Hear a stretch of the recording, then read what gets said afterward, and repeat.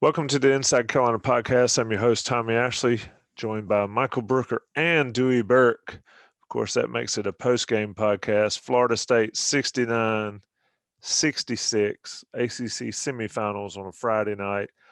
Dewey Burke, I'll come to you first. Carolina just, they were over the hump, and then they kind of slid back down the hill.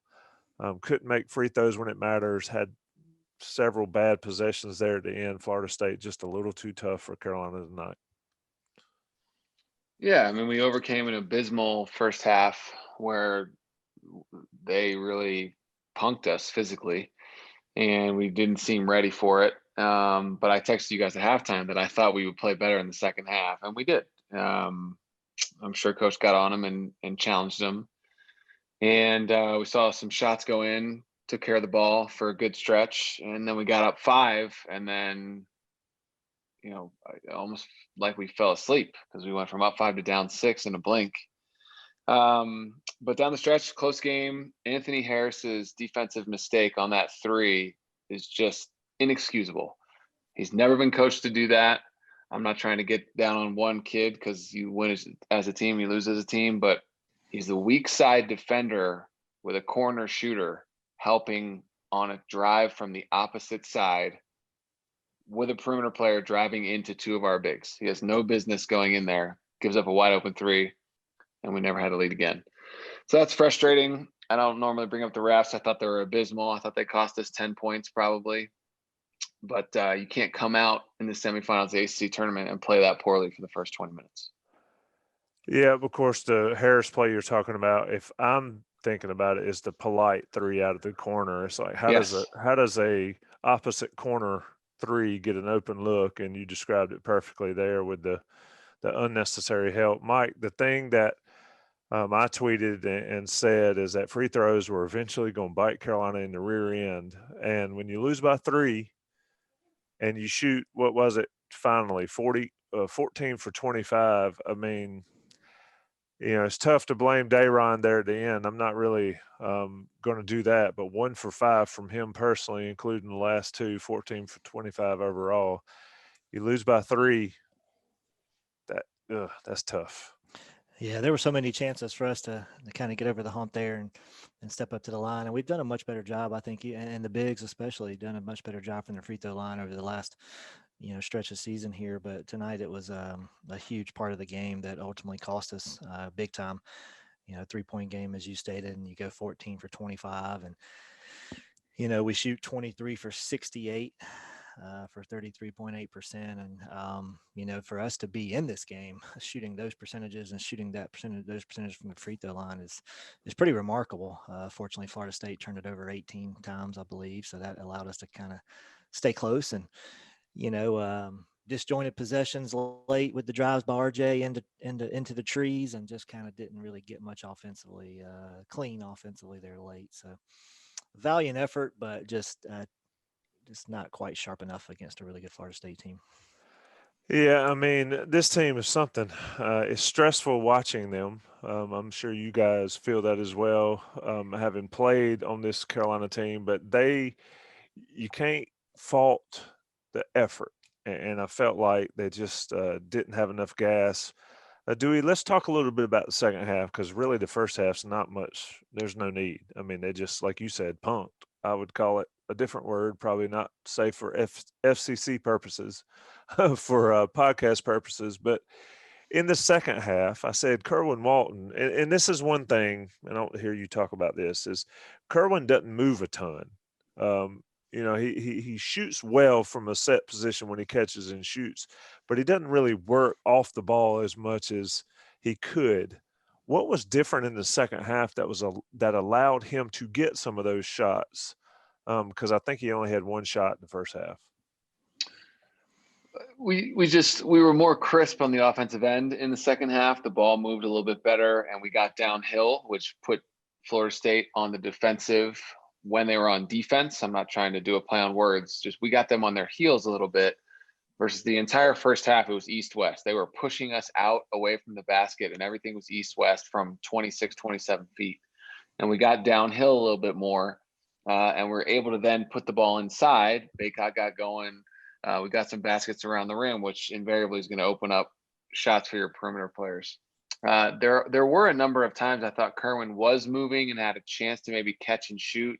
And we had spacing issues. Garrison a couple of times had been in the high post area and then popped out to catch a pass when Kerwin was coming off of a screen. And we lacked flow on the offensive end for a lot of that game. But all that being said, we took the fight to them to go all the way up by 5 and just didn't finish the game. I don't know if the guys got tired. That's a reasonable question to ask.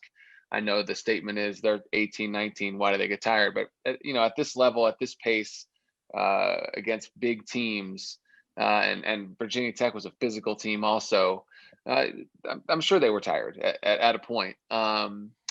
But we just didn't finish the game, and it's frustrating. Free throws are a part of it. And Brooke mentioned those couple possessions late where they just put the handcuffs on us, and we got a shot clock violation, then essentially got another one with a shot that went straight off the backboard. And then RJ, we got lucky to keep that ball on his penetration, but we just had 3-4 empty trips at crunch time. And, that was the difference in the game. Yeah, that's where it comes down to having a guy, that one guy. If anybody listening to this podcast watched the Baylor-Oklahoma State game prior to the North Carolina game, Oklahoma State had that guy. They had a couple guys that could get to the rim or get baskets when it mattered late. Brooke, let me give you a stat, not a free throw stat. Let me give you a layup stat tonight. Carolina was a 10 for 29 on layups in this ball game. That right there, given how good they've been inside with the bigs, that is probably the most wow stat I've seen all year. Yeah, that's shocking, actually. I mean, not shocking after watching the game, but 10 for 29, 33% basically from with our size too, and the way we normally finish, much better, obviously. That's shocking. And Florida State's big, strong, challenge at the rim, and we just obviously got to be stronger there and go up and take advantage. I think we had 21 offensive rebounds. Now I don't know how many of those were off of our missed layups, but nonetheless, the opportunity was down there to make those shots and to get a couple and one opportunities that we didn't quite finish.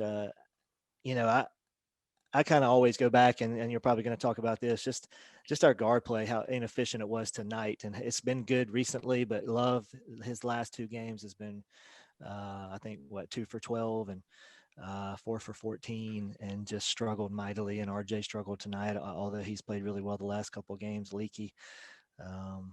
Kerwin was the only guy that was really knocking down outside shots. So struggle from the perimeter, and obviously struggle from at the rim, and that's not a recipe to beat a team like Florida State, that's for sure.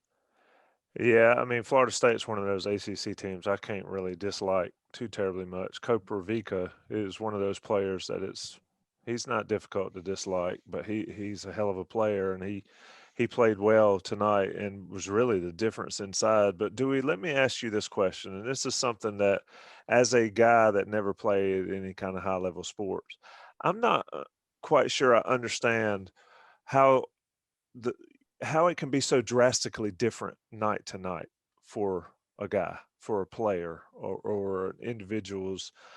How can you be really good one night and really bad the next? I mean, explain that to me from a guy that's played the game at probably the second highest level. That's a good question. I mean, you certainly have nights where your feel and your touch is not there, and you don't feel like your stroke, the ball comes off your hand and almost instantly, and Brooke can speak to this, it doesn't feel like it's coming off your fingers right, and you're not going to have a good shooting night, or your handle doesn't feel right, and you're not dribbling as tight as you might. The hope always is, regardless of how your feel is that your effort is always there. And I was disappointed in our physical effort in the first half.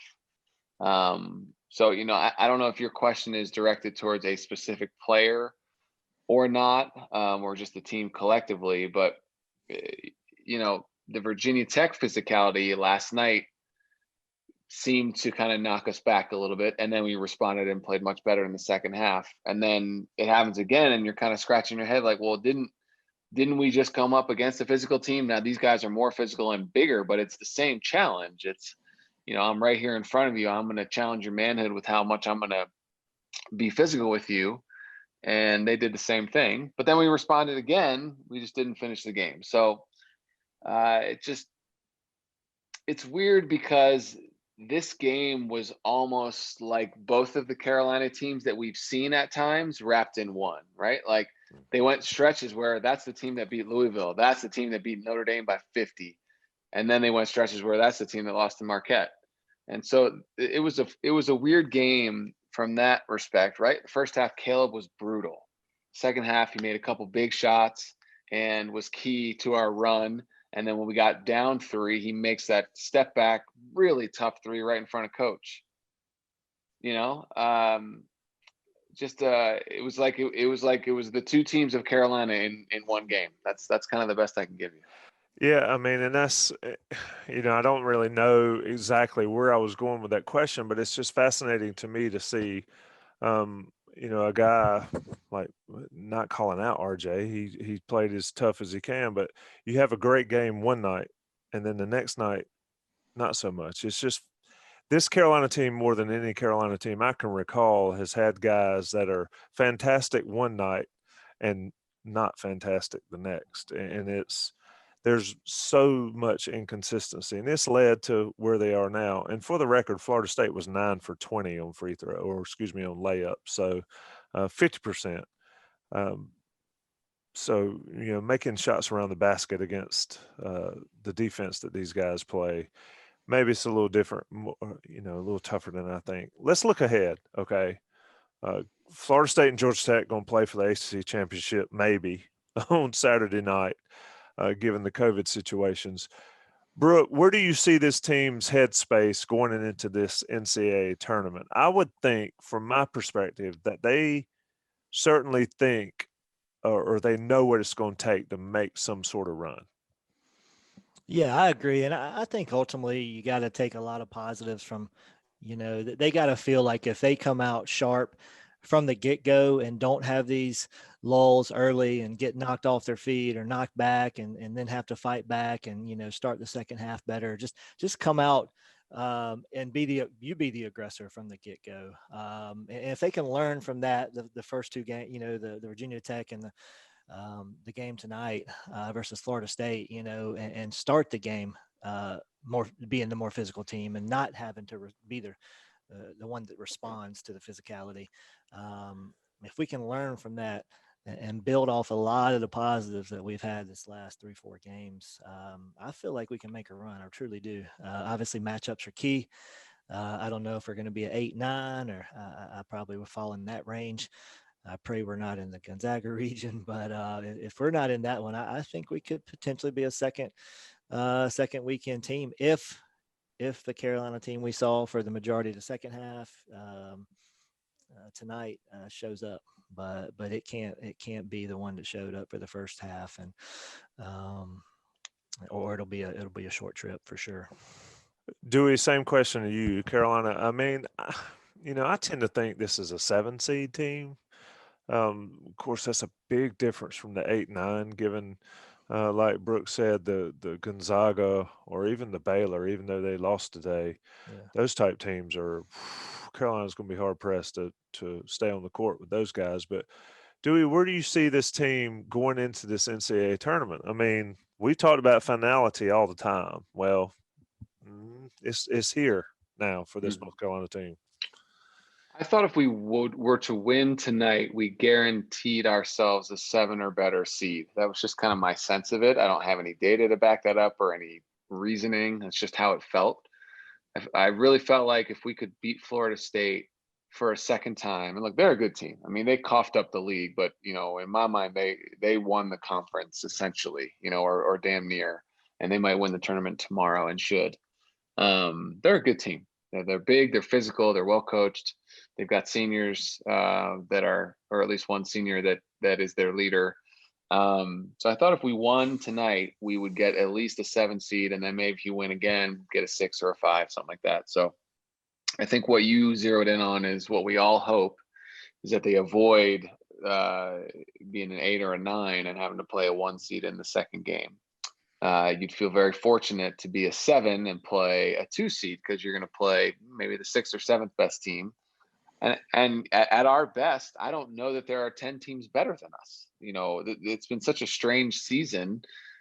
As you mentioned, the Baylors, the Illinois, the Gonzagas, they're better than us. But after that, yeah, and maybe I'm leaving somebody out, Michigan, but there aren't 10 teams better than us when we play to our capability.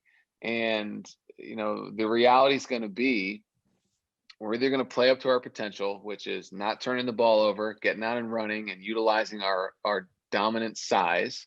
We got to make enough shots. Or if we turn the ball over, if we do a bad job guarding the ball screen like we did tonight, we could lose the first game. And that's the reality of where we are. I think I texted you guys, but right before RJ stepped up and hit those 3 free throws, it's 3.5 minutes to go in the ACC semifinals and essentially a tie game. 4 freshmen and a sophomore on the court. 4 freshmen and Baycott on the court in the most important minutes of the season to date. We're still extremely young, but these kids are learning. Hopefully they learn from tonight that you can't have a half like that and you can't get comfortable up 5 because now everybody's good. Everybody's good. So we'll see. We'll see what we bring, and hopefully we get to play. Hopefully there's no COVID issues. Yeah, I hope so. The NCAA tournament is one of the most fun times of the year, and definitely if you like college basketball, you love the NCAA tournament. And I agree with you. And, this is one thing, and Brooke, I'm going to let you close the show out, but I want to say this. This is one thing that's tough for me watching college basketball these days, because if we were watching 15 years ago and Carolina has 4 freshmen and a sophomore on the court, I'm thinking, wow, this team's going to be really, really good in the next 2, 3, 4 years. It's going to be special to watch. And now who knows? Who knows from day to day, given how things are. But anyway, that's just me being an old man, I suppose. Times have changed. Brooke, close the show. Your thoughts on this Carolina regular season, ACC tournament run, and looking forward as we round the corner to the end of the 2021 season. It's been such a unique season, but it's just kind of, as Dewey said, kind of how this game encapsulated itself, just maddening inconsistency, such high highs and such low lows. And, and all, when it's all said and done, I've had several people in the last couple of days say, man, Duke and Kentucky and Carolina really struggled this year. And I'm like, whoa, let's not throw Carolina in there with those two. We have been, maybe not your typical Carolina dominant season, but we're still 18-10, 10-6 in the league, and obviously have played really well the last 3 or 4 games for large stretches, and have the potential to be one of the best teams in the country. So we're definitely not in that category, but it has been pretty inconsistent and frustrating. I know we've had some conversations and some texts back and forth and some podcasts where we've, been really frustrated. And I know the coaching staff and the guys, I'm sure as well. But, I think overall, we've played hard for the most part.